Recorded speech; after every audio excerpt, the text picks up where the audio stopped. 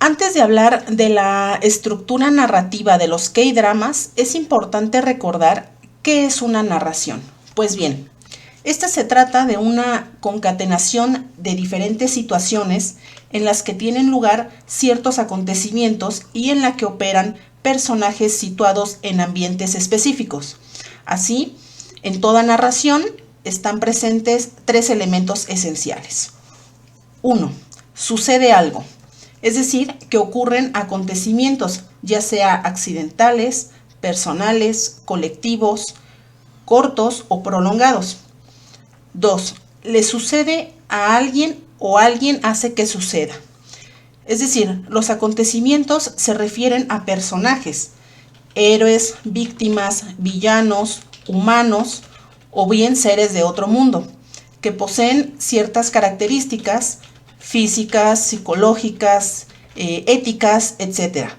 Y tienen un cierto peso en la narración.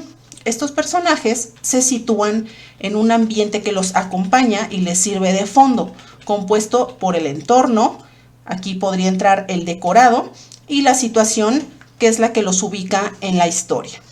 Y como punto número 3 está el suceso, cambia poco a poco la situación. Durante los acontecimientos y las acciones se da una transformación tanto en las situaciones como en los personajes, de cómo eran en un inicio a cómo son ahora. Bueno, ahora, en lo que respecta a la estructura narrativa de los K-dramas, esta se refiere a la manera en que se desarrolla una historia, con todos los elementos que ya vimos anteriormente, y existen diferentes maneras de hacerlo. Está, por ejemplo, la más común, que es la estructura lineal, en la que se presentan los hechos de una manera cronológica, siguiendo pues la estructura, les digo, más común, que viene de la literatura y que está presente en el cine, en las series, que se trata de la introducción, del desarrollo o nudo y la conclusión o resolución del conflicto. Por ejemplo, este es el caso de, les voy a mencionar una serie, Cásate conmigo, Mary.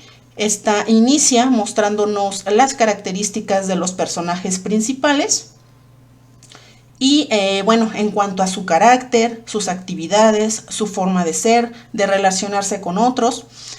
Después nos presenta la manera en que se conocen estos dos personajes y se empiezan a relacionar pasando por diversas aventuras y conflictos hasta su resolución hacia el final de la historia.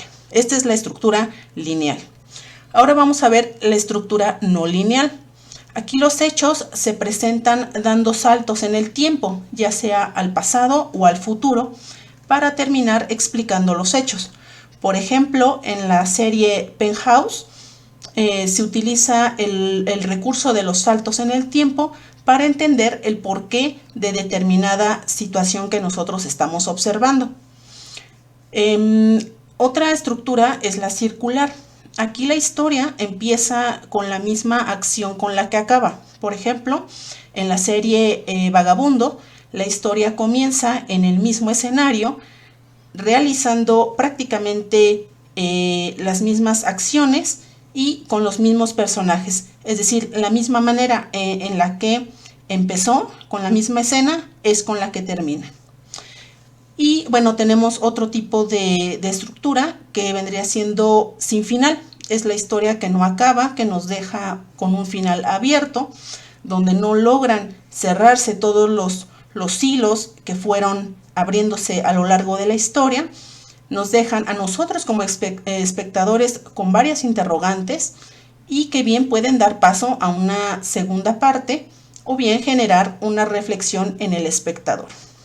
Por ejemplo, este es un ejemplo, la serie Memorias de la Alhambra, pues nos deja a nosotros un final abierto con no saber qué es lo que pasó con el personaje principal.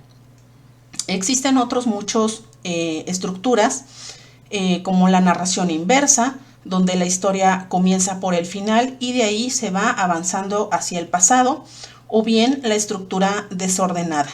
Bueno, este es de manera muy general cómo es que los K-dramas toman un poco los elementos que ya se vienen conociendo de la literatura, del cine, para poder estructurar sus historias. Y bueno, esto lo decide evidentemente pues el guionista y el director.